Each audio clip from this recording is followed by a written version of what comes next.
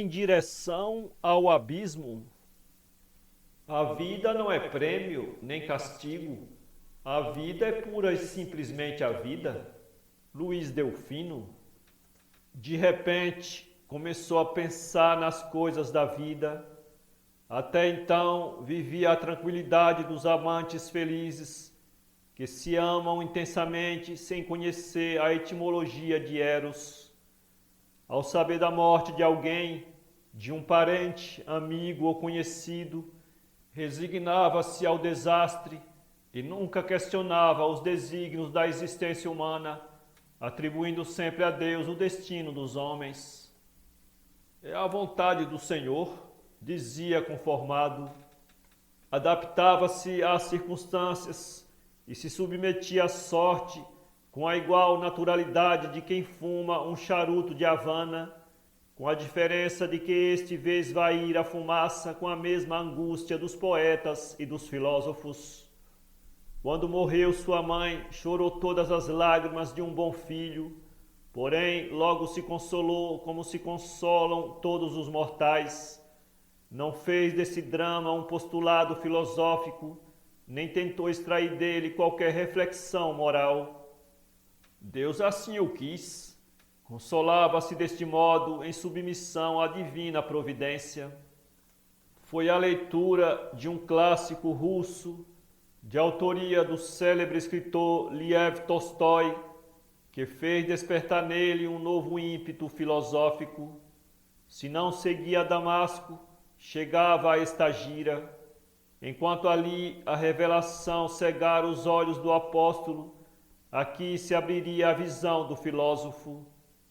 De uma hora para outra passou a questionar tudo e a todos, a querer saber as razões disso, as causas daquilo, o porquê de existirmos, de onde viemos, para onde iremos.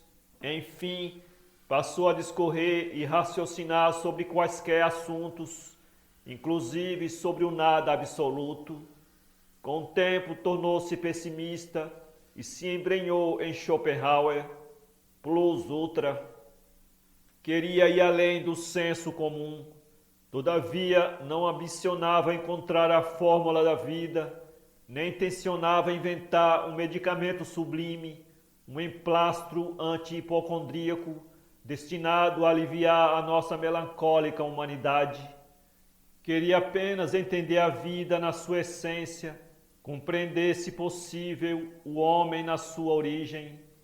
Foi assim, nessa busca sedenta, que se entregou de corpo e alma aos estudos, lendo tudo, de Platão a Paulo Coelho. Em Drummond descobriu que a vida é vontade de morrer. Em Jean-Paul Sartre, um pânico no teatro em fogo. Em Shakespeare, uma história contada duas vezes. Em Erasmo de Roterdã, uma peça de teatro. No Talmud, a sombra de um pássaro que nos sobrevoa.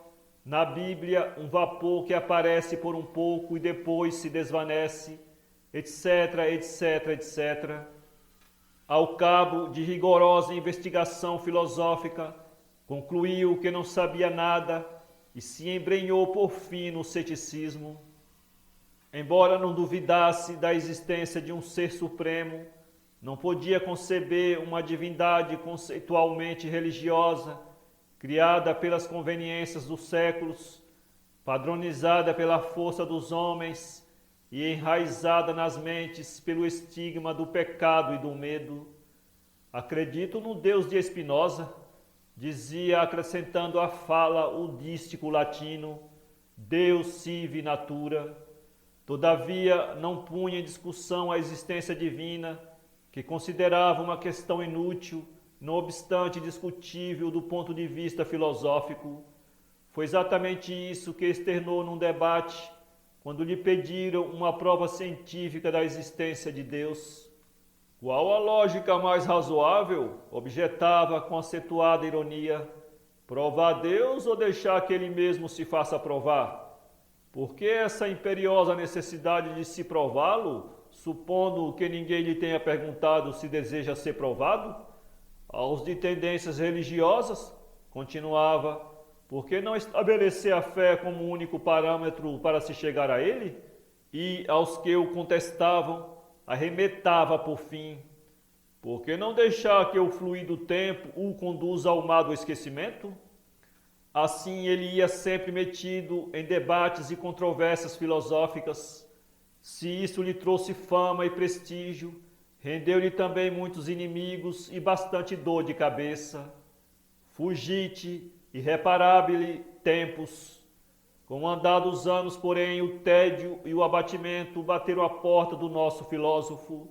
Sentiu então saudades do tempo de outrora, quando sua única preocupação com a vida era vivê-la na sua simplicidade. Agora estava completamente imerso num oceano de perguntas sem respostas. Tinha a chave na mão, mas não havia portas para abri-la. Queria ir à Pazágada, mas esquecera do endereço. Restava-lhe, pois, mergulhar cada vez mais fundo, mais fundo, mais fundo, mesmo sabendo que seguiria em direção do abismo.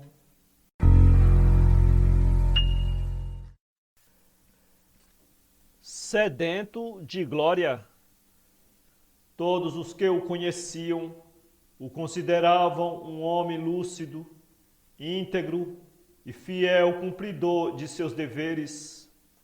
O único defeito que se lhe atribuíam era sua mania de grandeza, algo que se contrastava com sua posição social, sendo ele um simples funcionário público. Estava solteiro, mas não pela falta de pretendentes, mas por livre escolha, o que ele jocosamente justificava, invocando o velho jargão popular, antes só do que mal acompanhado. Contava então com 35 anos de idade, gozando de perfeita saúde e muita disposição para o trabalho e outras coisas. De um dia para o outro, porém, acordou bradando o grito do Ipiranga, declarou a independência do Brasil e se autoproclamou Dom Pedro I. Seguiram-se alguns barulhos, como se estivesse a bater panelas, os quais vieram acompanhados de mais um estridente grito: independência ou morte.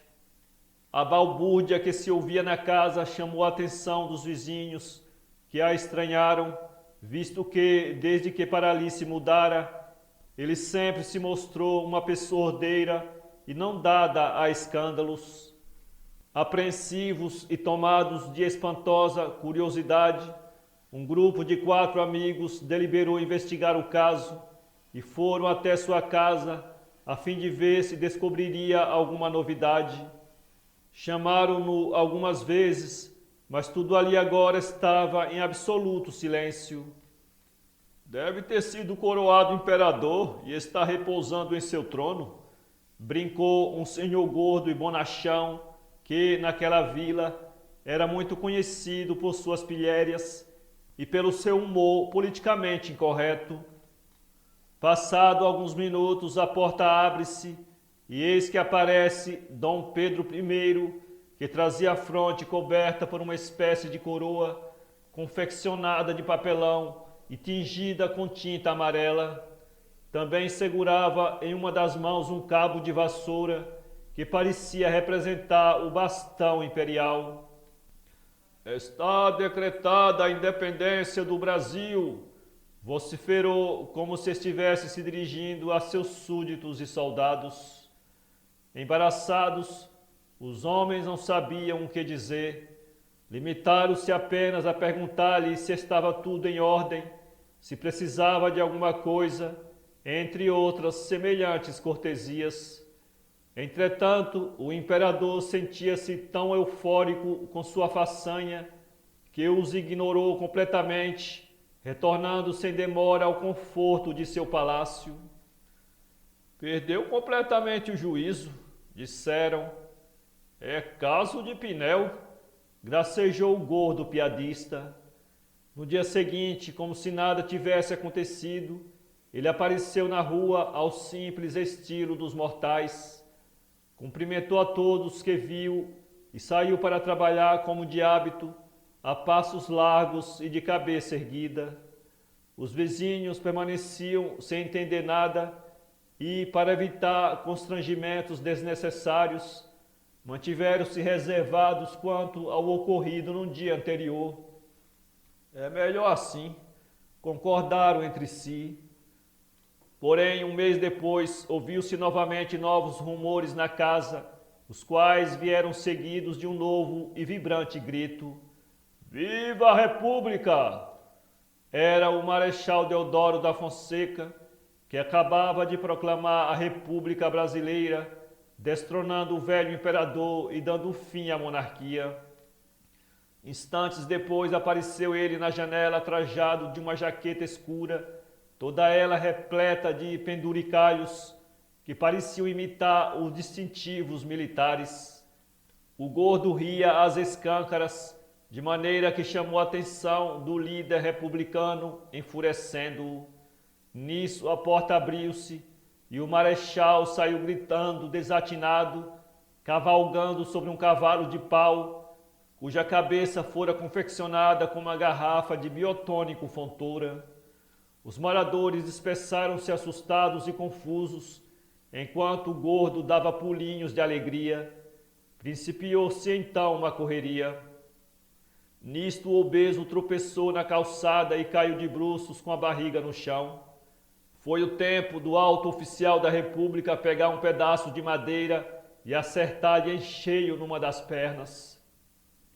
Os outros correram para acudir o pobre homem, o qual, mesmo sangrando, ria sem parar. No outro dia, como sucedera antes, ele saiu para trabalhar sem se dar conta da desordem em que se envolvera e que tanta confusão causara na vizinhança. O homem gordo, mancando da perna, olhava-o de soslaio, esperava uma retratação pela pancada que levara, mas o outro limitou a perguntar-lhe o que acontecera com a perna. Caí à toa, disse o adiposo, rindo pelos cantos da boca. Desde que se deu este episódio, passou ele a agir de maneira ainda mais estranha ao habitual. Tornou-se taciturno e retraído. Doravante, o semblante transparecia severidade, fazendo realçar umas pregas de frustração ou coisa do gênero. Era um domingo do mês de agosto, quando ele amanheceu exclamando chavões de Getúlio Vargas. Trabalhadores do Brasil, hoje estais com o governo, amanhã sereis o governo. Os vizinhos, que já anteviam o desfecho daquela comédia, correram até lá curiosos. Desta vez, porém, não o chamaram nem bateram na porta. Observaram-no pela janela da casa. Lá estava ele em pé, todo imponente e muito bem vestido de um terno preto, sobre o qual sobressaía uma tira de pano verde que lhe servia como faixa presidencial. Para trás, legalista malditos, para trás! Berrou como se estivesse na iminência de ser atacado, e logo depois: avante, revolucionários, vamos à luta! Notando a agressividade do coronel gaúcho, a vizinhança dispersou-se rapidamente, já prevendo alguma reação ainda mais ofensiva do que a anterior. Todavia, ao contrário das outras vezes, agora ele se mantinha aparentemente sereno, permanecendo trancafiado dentro de casa num silêncio profundo e assustador. E assim esteve durante o resto do dia até a tarde do dia seguinte, quando o gordo e mais outros 3 bisbilhoteiros determinaram ir aos aposentos do iminente ditador. Desta vez, porém, foram precavidos e atentos a qualquer movimentação. A casa continuava num silêncio sepulcral. Bateram palmas à porta, mas nenhum som se ouvia. Gritaram seu nome, mas ele não respondia. Notaram então que a porta estava entreaberta. Empurraram-na devagarinho e seguiram pelo corredor na ponta dos pés. Súbito pararam estupefatos. Ali estava ele caído bem no meio da sala. Sobre a parte inferior do corpo havia uma enorme bandeira do Brasil, cuja inscrição, ordem e progresso havia sido substituída por outra, que provavelmente ele mesmo criou. Deixo a vida para entrar na glória.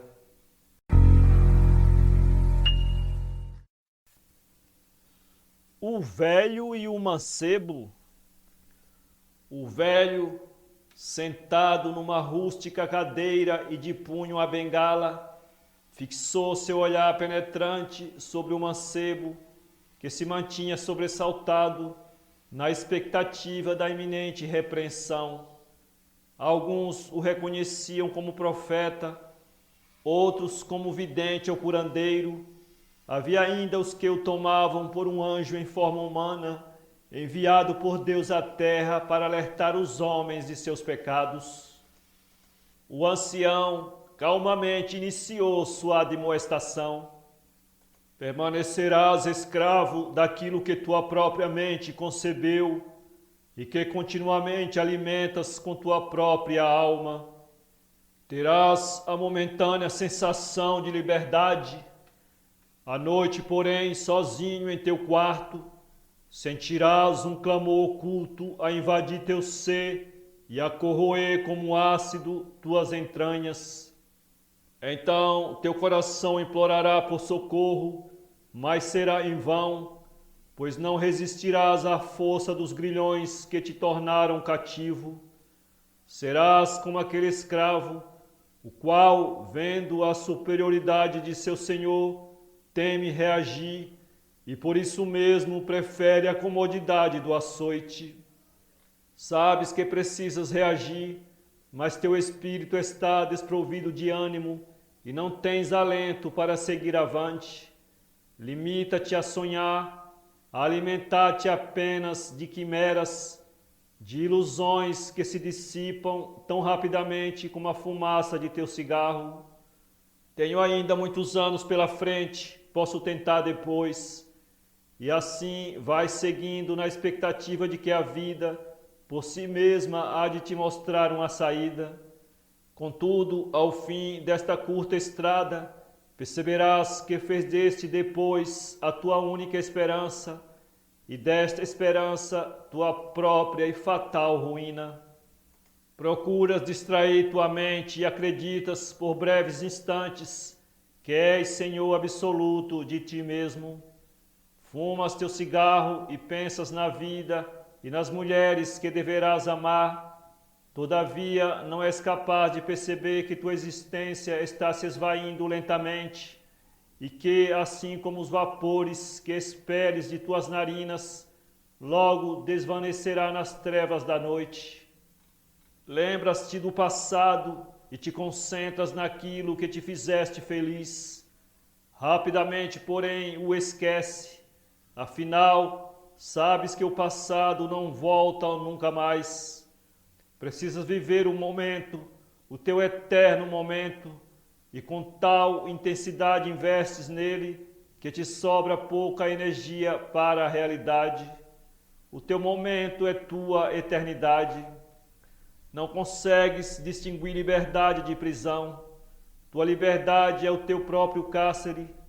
Precisas a todo tempo prová-la e avivá-la mentalmente com traços e cores, e é isso que te faz sentires livre. É todavia a liberdade fugaz da fantasia, a liberdade imaginária de uma simples noite de verão. Pensas que não és o único a seguir um caminho errado e que não estás sozinho neste purgatório. Muitos são os que te seguem, os quais também erguem este mesmo estandarte. Não podes ficar sozinho. Necessitas a todo tempo ficar com a mente ocupada, mesmo que seja com a fumaça de teu cigarro.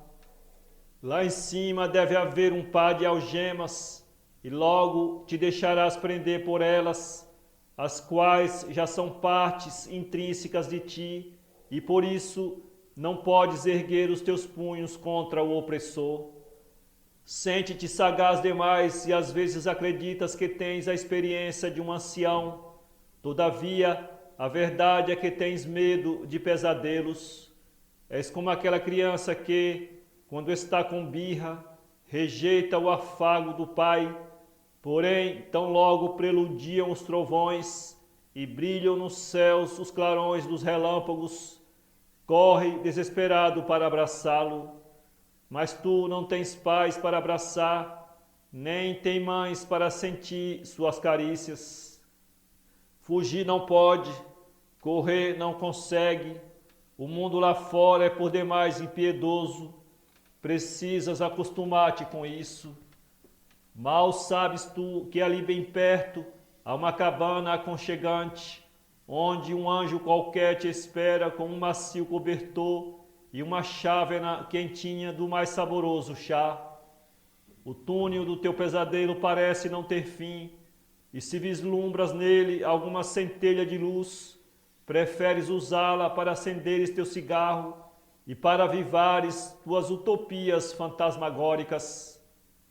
Teu corpo frágil fala, suplica, reage, mas sempre cede. A dor é forte demais, às vezes cessa momentaneamente, então a esquece e entre delírios de prazer ignoras que apenas adormece e que com presteza regressará mais forte, ainda mais dilacerante. Sabes que de uma hora para outra a corda pode arrebentar, mas acreditas que sempre restará o último fio para te agarrares, que terás tempo suficiente para clamares outra vez por socorro. Mas e se o resgate atrasar? E se teus amigos estiverem dormindo quando os chamares? E se o fio já estiver partido? Daqui a pouco alguém há de anunciar o teu nome. É preciso ir, pois se não fores ficarás sozinho. Virá então a noite e com ela os teus pesadelos, os tormentos soturnos de tua alma cativa. Tanta gente e tão renegado à solidão. Eia, o carrasco já bate à tua porta e te chama para o abismo. Não queres ir, mas precisas ir. Ele é forte demais, suas mãos são enormes, seus olhos ameaçadores, seus pés ligeiros, seus atos perspicazes. Vai e acompanha-o. Necessitas cantar para distrair teus medos. Canta, mancebo, canta. Se tentares correr, os teus pés estarão presos entre correntes de ferro. Se tentares esbofeteá-lo, tuas mãos estarão presas entre grilhões. Se tentares clamar por socorro, tua voz não se ecoará. E se tentares sonhar, tua mente, sempre desperta, roubará de ti a possibilidade do sono e dos sonhos. Vai, mancebo, segue para a tua guilhotina, mas leva contigo teus amigos e teus cigarros. Afinal, teus pais não estarão lá, lembras? Teu carrasco ansioso já te espera. Observa bem o seu sarcástico sorriso. Saiba que ele te comprou por um preço muito elevado. Leva teus amigos, leva também teu cigarro, mas não precisas levar as chaves. A porta não tem fechadura. Esta noite não vai acabar tão cedo e teus pesadelos apenas começaram. Vai, mancebo, vai. Nesse instante, um moço desaba entre prantos e lamentos. Ajoelhando, implora-lhe por socorro. O velho, erguendo sua bengala, aponta para o sol, que naquele instante alagava tudo com sua luz. Em seguida levanta-se e sai andando, sendo logo ofuscado pelo brilho do astro-rei. O jovem segue no seu encalço e também desaparece na confusão da claridade.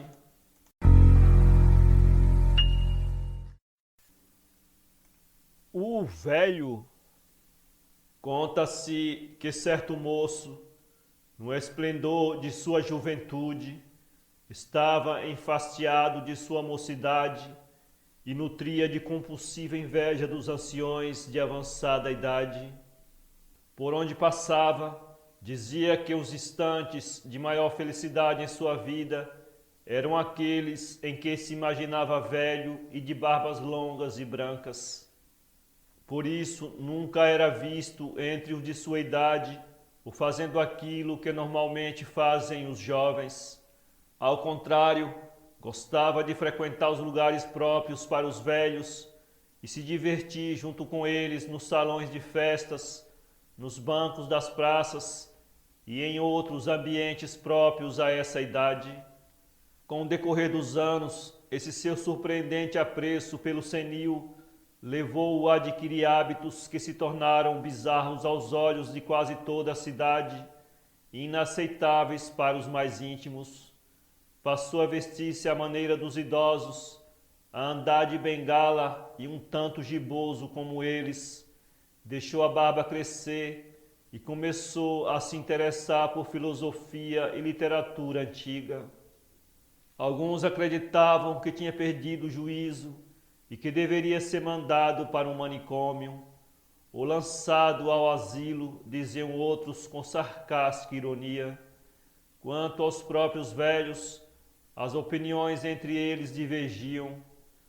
Havia aqueles que viam gestos do moço como um exemplo inspirador de veneração e respeito e que, por seus próprios méritos, mereciam ser compreendidos e imitados por todos os outros de sua idade.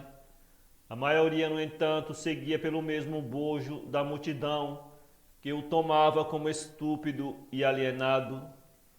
O tempo, entretanto, mostrou que o excêntrico modo de agir do mancebo não indicava qualquer sinal de demência ou alienação. Em vez disso, tornavam-no cada vez mais gentil e benevolente para com todos, especialmente com os de mais idade, e de tal modo que conquistou a simpatia e o respeito de todos eles. Mas esse mesmo tempo, como bem disse outro bom velho, é um rato roedor das coisas, que as diminui ou altera no sentido de lhes dar outro aspecto, e foi assim que envelheceu o nosso jovem. Aos 70 anos, sentia-se cansado e saudoso dos velhos anos que não podiam voltar mais. A velhice o havia surpreendido e agora amava a juventude como nunca havia amado antes. Amava e desejava o que não podia ter. Com a avançada idade, ficou desgostoso e passou a imitar os moços, a querer ser novamente jovem. Fez a barba e tentou em vão livrar-se da bengala. Esforçava-se para mostrar que podia fazer as mesmas proezas dos velhos tempos e muitas vezes teve de ser amparado em praça pública ante os escárnios dos mancebos e das donzelas. Alardeava aos quatro ventos que odiava a velhice e maldizia as cãs embranquecidas. Sofria assim o ridículo de sua própria decrepitude mental e física. Em certo dia de sol, ele descansava de sua velhice debaixo de uma frondosa e refrescante árvore, quando um moço, na áurea de sua juventude, que por ali passava, ouviu murmurar algumas palavras confusas e tristes. O rapaz então se aproximou dele e perguntou-lhe se estava se sentindo bem, se precisava de alguma coisa, se queria conversar, enfim. O idoso ergueu-se cambaleando, acercou-lhe e o abraçou tão fortemente que parecia sentir nele a sua própria alma, eterna e jovem.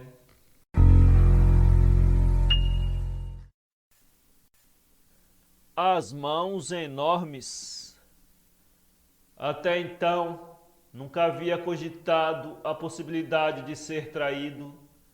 Para ele, traição era coisa que se dava apenas com os outros, com os vizinhos, com os colegas de serviço, nas novelas, nos filmes e nos livros, como naquela famosa história contada por Machado de Assis.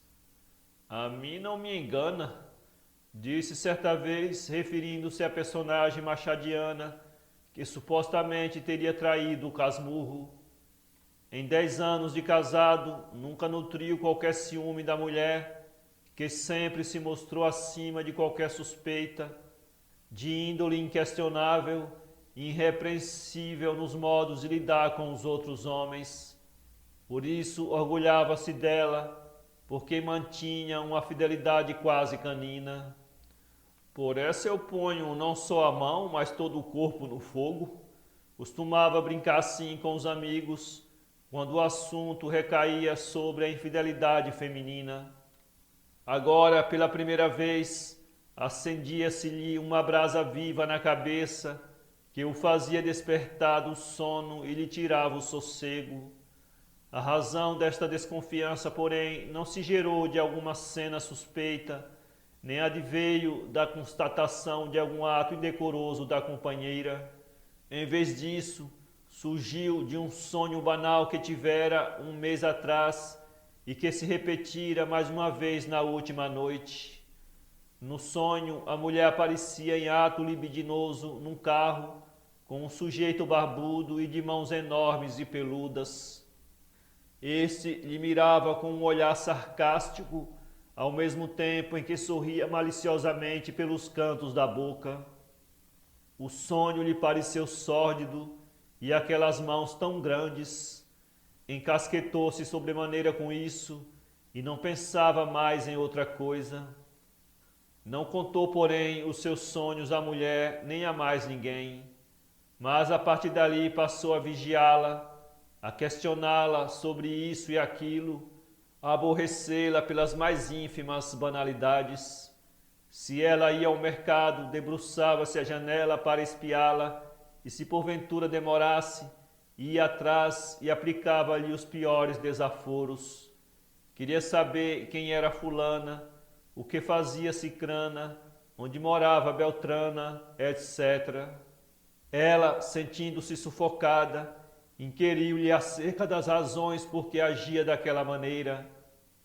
Não podia compreender porque de uma hora para outra ele passou a se comportar como um adolescente imaturo e sem qualquer pudor. Ora, onde já se viu isso? Ele então replicava que tinha suas justas razões e que estas, por si mesmas, eram suficientes para justificar todas as suas suspeitas. Sim, estou de olho em você, ameaçava o tempo todo, como se tivesse na iminência de lhe desvendar um insidioso crime. Naquela noite, e pela terceira vez, o obsceno sonho viera lhe atormentar o espírito. Lá estava o homem com suas mãos desmensuradas e repletas de pelos, e estas agora o apertavam pelo pescoço, até fazê-lo perder a respiração.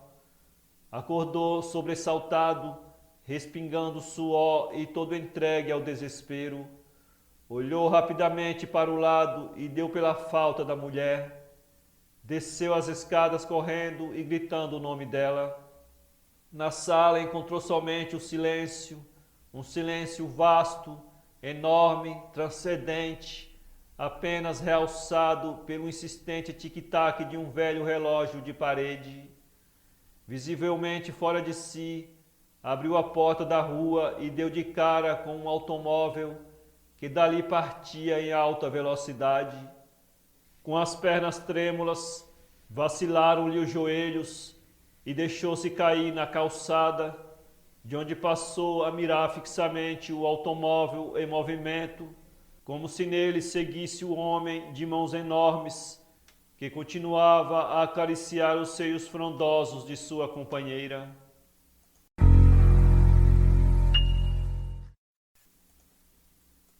Peregrinando no Hades. Estava naquele instante da vida em que o homem se vê diante de uma encruzilhada existencial, quando se desponta em seu turvo horizonte um emaranhado de dúvidas que o faz questionar tudo e a todos.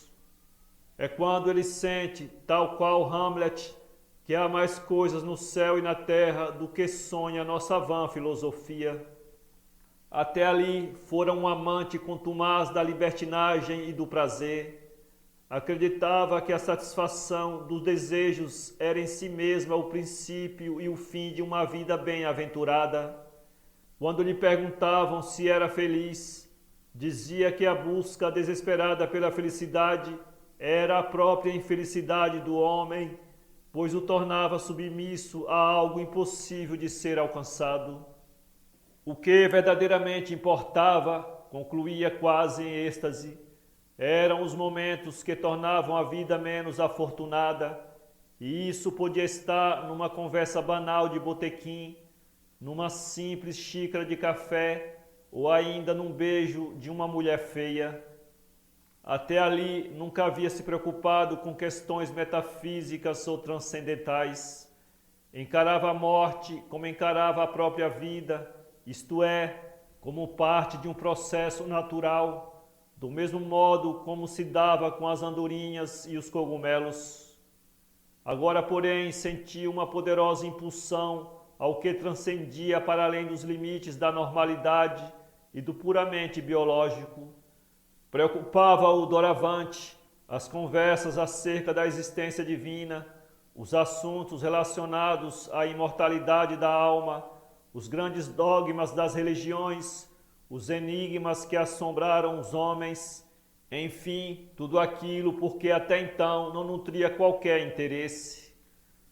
Todavia, entre todas as questões que se elevavam acima do homem, a que mais lhe intrigava e a que mais lhe obstinava a curiosidade eram as doutrinas que versavam sobre o misterioso inferno.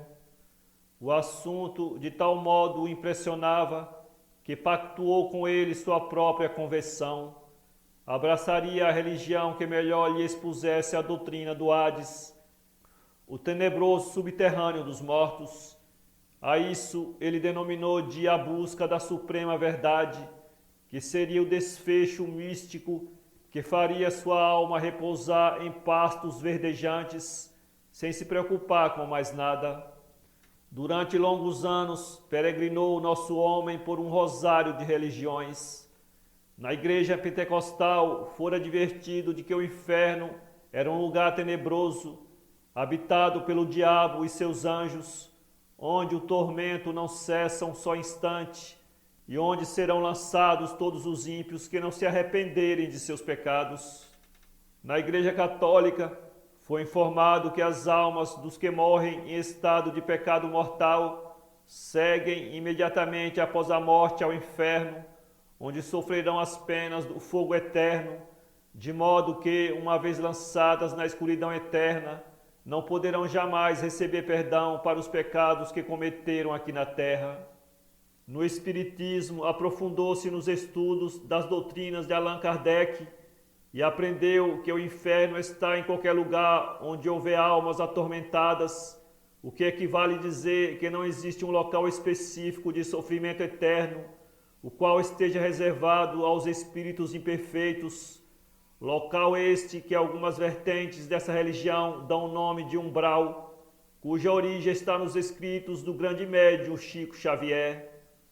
No judaísmo ficou sabendo que não existe propriamente uma doutrina sobre o céu e o inferno e que a ênfase fundamental da crença recai sobre o mundo em que se vive, pois é somente aqui que podemos exercer o nosso livre-arbítrio, é onde decidimos acerca do bem e do mal e sobre o que queremos para nós mesmos e para aqueles que nos cercam.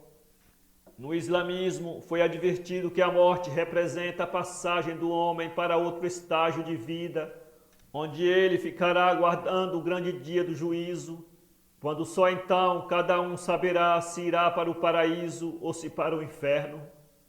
Seria assim uma espécie de plano intermediário, que não é exatamente nem um céu nem um inferno. No temível dia do juízo, quando Alá julgar cada um conforme suas obras, então haverá a recompensa final. Os que se fizerem merecidos, isto é, os justos, estes serão galardoados com o paraíso. Já os infiéis, ou seja, os que não obraram conforme a retidão e a justiça, esses serão lançados no fogo do inferno, onde permanecerão eternamente. No budismo, que é fortemente influenciado pelos preceitos hinduístas, foi instruído que a alma, ao desprender-se do corpo, adentra numa espécie de túnel luminoso. Ali ela encontrará vários portais, que são os compartimentos do desejo, do medo, do prazer, da ambição, do ódio, entre outras sensações, e onde permanecerá o tempo necessário conforme o modo em que vivia enquanto estava encarnada, ou seja, enquanto estava no seu estado de consciência individual. Uma pessoa, por exemplo, que se apegou tenazmente à gula, ficará mais tempo num portal destinado aos alimentos. Superada a sua compulsão, ela se libertará daquele local e seguirá então seu processo reencarnatório até atingir por fim o Nirvana. Enfim, deu por concluída sua longa peregrinação ao inferno.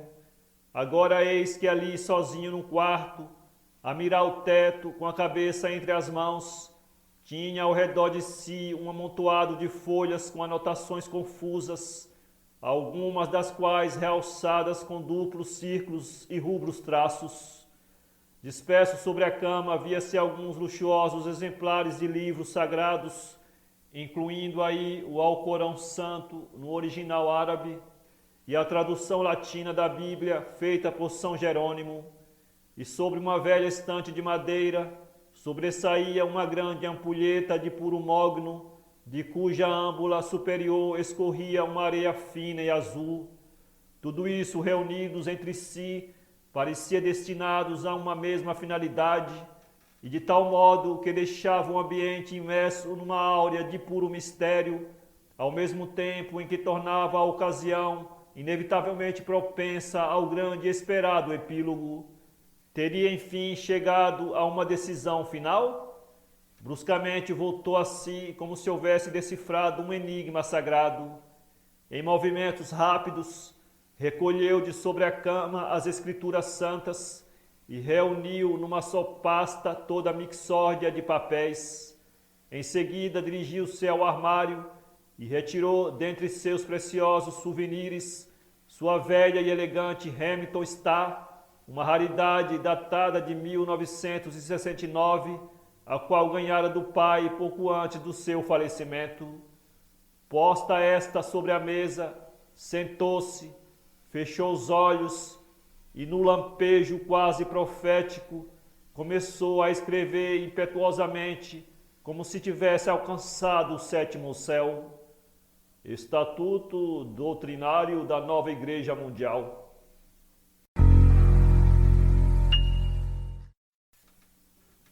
Um Australopithecus no meu quintal. Tinha acabado de me levantar e, como diria a bandeira, tomado o café que eu mesmo preparei. Abri a porta e eis ali uma estonteante surpresa. Um Australopithecus sentado sobre um velho muro, na mesma posição do pensador de Auguste Rodin. E agora, ponderei mentalmente perplexo, telefonar para a polícia ou chamar um darwinista especializado nesse tipo de bicho? Não era a primeira vez que via um Australopithecus.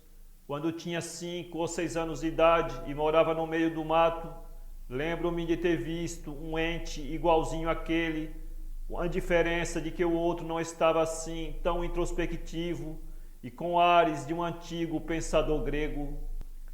Não irei acionar a polícia.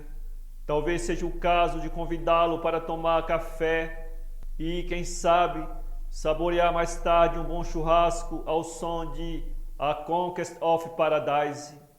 Os australopithecus devem ter um gosto muito especial por carne assada. Uma dúvida, porém, veio aguçar ainda mais o meu desorientado espírito, e se ele, no seu instinto ainda animalesco, arremessar contra mim suas garras afiadas? Meu Deus! Um turbilhão de ideias aflorou então minha mente confusa. Não obstante, temeroso e apreensivo, pus-me em sua direção, na expectativa de que ele fosse, se não o próprio Neandertal, ao menos seu ancestral mais próximo. Sim, quem sabe não estaria ali a prova cabal de que tanto precisa a ciência para provar de uma vez por toda a ancestralidade comum universal? Aproximei-me então dele e, com um sorriso de temor, cumprimentei-o. Bom dia, senhor Australopithecus. Neste momento senti minha voz embargada pela satisfação inesperada de topar com a figura de quem tanto estudei nos livros de minha saudosa juventude. Ele, no entanto, permanecia estático e todo absorvido em si mesmo, assim tão excêntrico quanto os velhos filósofos. Então insisti: "Bom dia, senhor Australopithecus." Encarando-o, ergui minha mão para cumprimentá-lo. Ele, porém, esquivou-se para trás, numa nítida demonstração de que não estava disposto a monólogos ou cortesias. Que fazer? Pensei aflito. Nesse instante, um pardal, que disputava com os pombos os restos de um pão, deslocou-se voando sobre sua cabeça. "A vida do homem é como a sombra de um pássaro que nos sobrevoa", balbuciou ele introspectivamente. Fiquei atônito. Estava bem diante de um Australopithecus filósofo. Sim, um Australopithecus filósofo.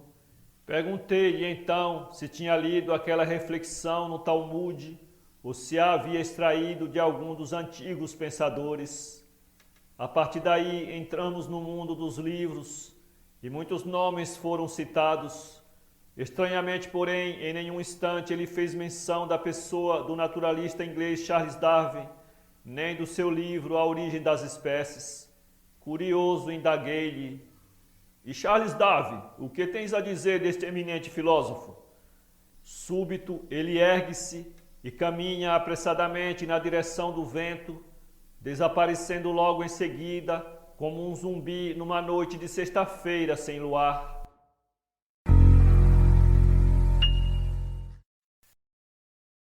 A involução do homem. Milhares de anos nos separam dos remotíssimos primórdios do século XXI, quando se deu o pavoroso vaticínio do grande oráculo de Darwin, cognominado à época de o dedolucionista, e boa parcela da população terá menos dedos nos pés e nas mãos. O presságio, outrora desacreditado e ridicularizado por seu aspecto supersticioso e vaticinador, cumpre-se finalmente ante os olhos estupefatos de uma nova era da humanidade. O mundo hoje gira em torno dos dedos. Nos grandes meios de comunicação, nas banais conversas entre amigos, nas sérias discussões acadêmicas, nas escolas, nos sermões nos templos, nos diálogos corriqueiros das esquinas, nas artes em geral, um só assunto impera: os dedos. Dramaticamente, os prolongamentos articulados conduziram o mundo para a mais letal das guerras.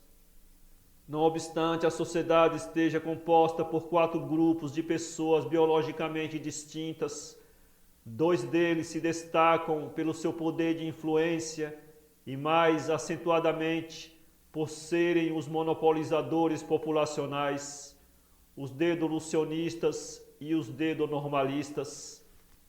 Os primeiros são identificados por portarem apenas 2 dedos, daí serem conhecidos também por bidedistas.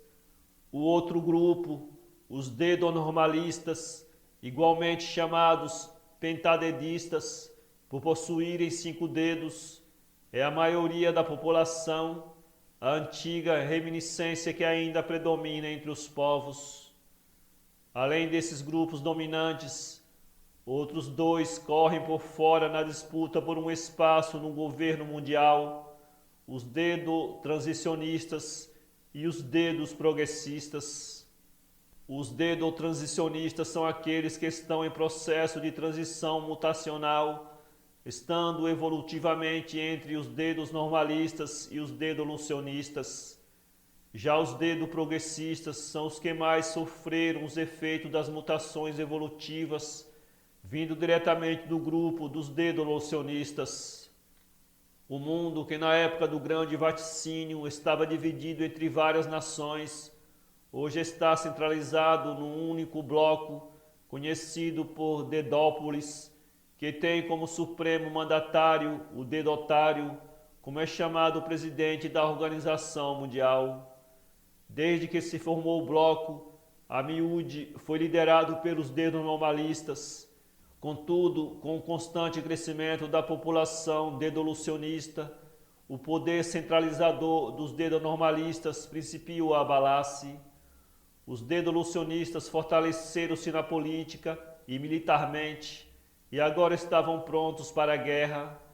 Não suportavam mais o peso de tão grande opressão, recusando-se veementemente a fazer parte do jogo governamental e monopolista dos dedo-normalistas opressores, contando inclusive com o apoio dos outros grupos minoritários, todos eles unidos na luta pela ascensão ao poder. O palco da guerra estava assim armado, esgotaram-se os discursos, evadiram-se as propostas, dissiparam-se os acordos e as alianças, dilapidou-se, enfim, o senso de irmandade, outrora tão bem cultivado entre os homens. Agora é a luta pela prevalência do mais forte, é o império da lei de Darwin. A batalha tem início. Os dedo-normalistas sofrem já nos primeiros dias uma considerável baixa. Os dedolucionistas e seus aliados marcham ferozmente rumo à capital dedo-normalista. Pede rendição imediata. Não há saída. Os dedo-normalistas entregam as armas e rendem-se. A capitulação é incondicional. Agora no poder, os dedolucionistas ditam as normas, alteram a Constituição e decretam, por maioria de votos, a amputação dos dedos excedentes de todos os povos. Pela nova lei, nenhuma pessoa poderia ter mais que 2 dedos, tanto nos pés quanto nas mãos. Havia ainda uma cláusula que ordenava o extermínio do cidadão que não se apresentasse espontaneamente, conforme calendário médico, para a remoção no ato cirúrgico dos dedos inúteis. O êxito foi total. Em poucos meses o mundo estava, enfim, bidedista. Era o triunfo final da ciência. Todavia, como já dizia o velho Darwin, a evolução é um processo lento e contínuo que se dá aleatoriamente por mutação mediante seleção natural, sem a intervenção humana ou de supostas forças sobrenaturais. Algumas gerações depois, foram constatados casos isolados de pessoas apresentando um só dedo, que passaram a ser chamadas de unidedistas. Aos poucos, esses foram se multiplicando, passando a exercer grande influência na nova ordem mundial. Concomitantemente aos unidedistas, surgiu um outro grupo de seres humanos sem nenhum dedo, os arquidedistas. Embora pequeno, tornou-se este um grupo elitista, formado de homens influentes, intelectuais e grandes capitalistas. Acreditavam ser o resultado final do processo de aperfeiçoamento evolutivo, o estágio mais avançado de evolução do Homo sapiens. Mediante pesados investimentos propagandistas, chegaram eles rapidamente à liderança do bloco.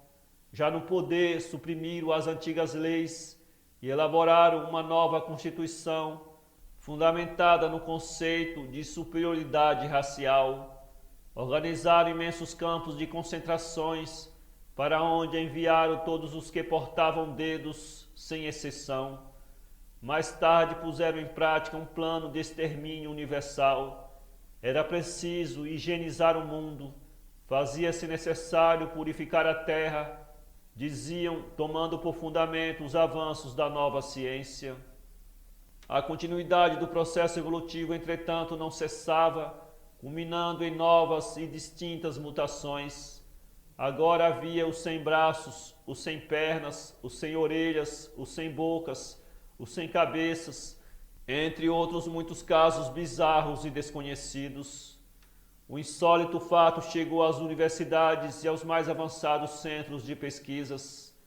Cientistas de toda parte do mundo reuniram-se para estudar o estranho fenômeno. A conclusão foi uma só: o ser humano estava evoluindo e a ciência não podia interferir no processo. A natureza suplantava assim o poderoso dístico darwiniano, natura non facit saltum, e ao seu reverso. Tudo era questão de tempo e o homem, enfim, retornaria ao oceano primordial no seu lendário estágio de ancestral comum universal. Para os místicos, era o glorioso regresso do homem à sua unidade absoluta e divina, quando por fim abandonaria seu estágio de criatura mortal e se tornaria um eterno Criador. Para os céticos, contudo, tratava-se tão somente de um processo decorrente da ordem natural das coisas, sendo exclusivamente regido pelas estritas leis da natureza e nada além disso. Seja como for, o fato é que o homem seguiria assim contra a sua vontade para a sua própria extinção. Novos grupos de pesquisas foram organizados em várias nações. Objetivavam descobrir uma fórmula genética que pudesse preservar a espécie humana e desta forma reverter a involução do homem. A medida era urgente, visto que tal processo seguia-se surpreendentemente acelerado, contrário a tudo que se conhecia sobre a evolução humana.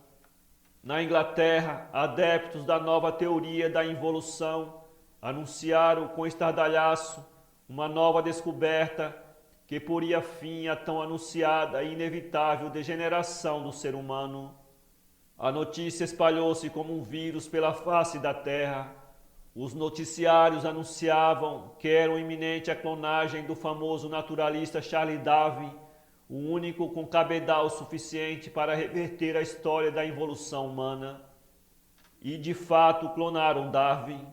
A quantidade de dedos era a única característica visível que tornava o clone distinto daquele nascido em Shrewsbury em 12 de fevereiro de 1809.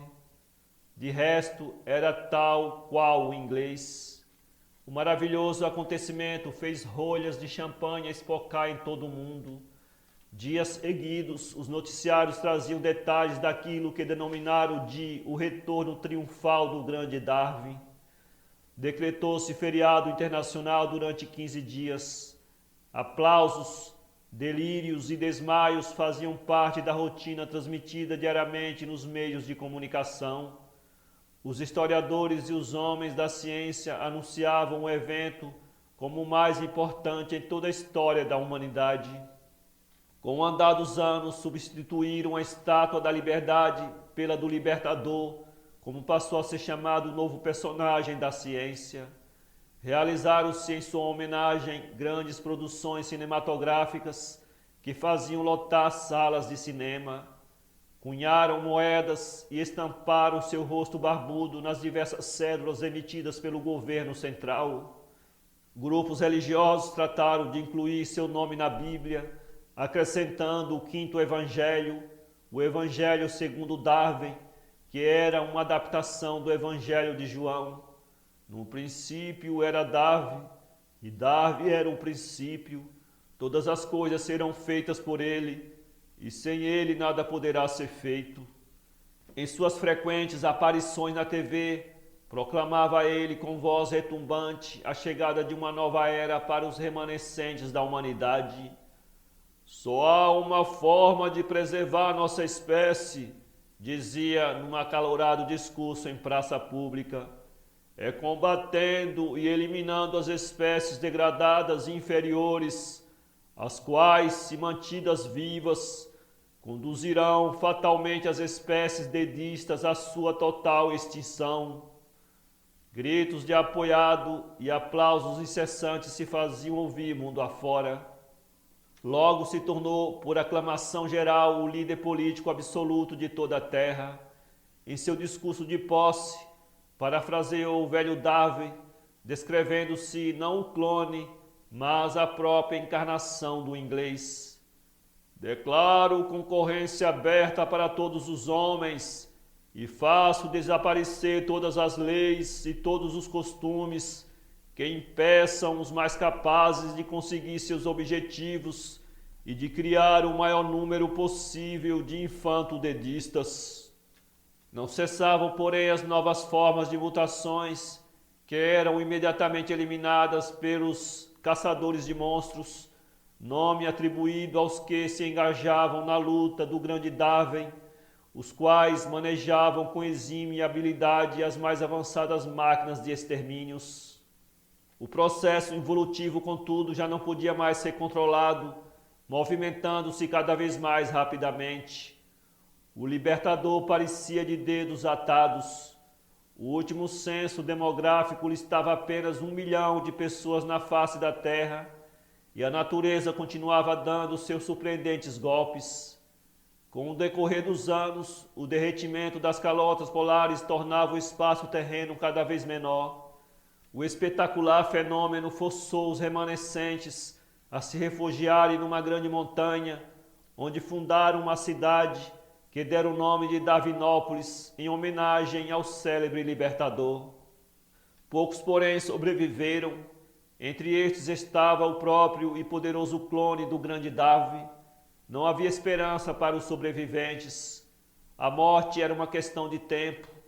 Com a extinção generalizada dos animais e a degradação total do solo fértil, esgotaram-se as fontes de alimentos, restando apenas a possibilidade do canibalismo, que foi posto em prática tão logo se apoderou deles a sofreguidão da fome.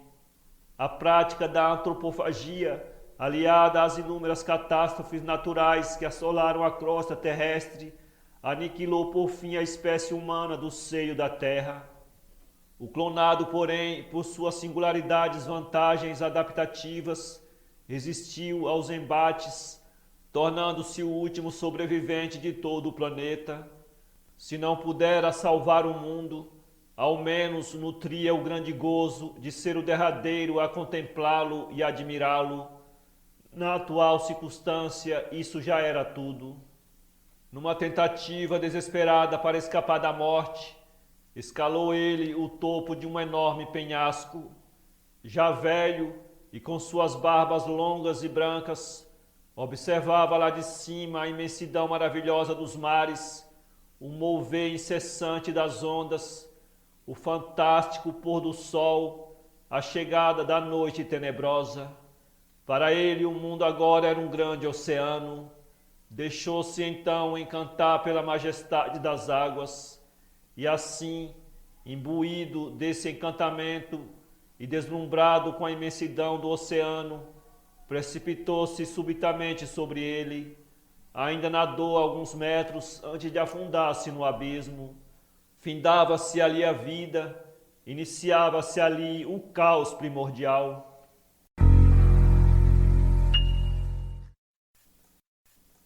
Para ler esse conto, acesse www.poeteiro.com.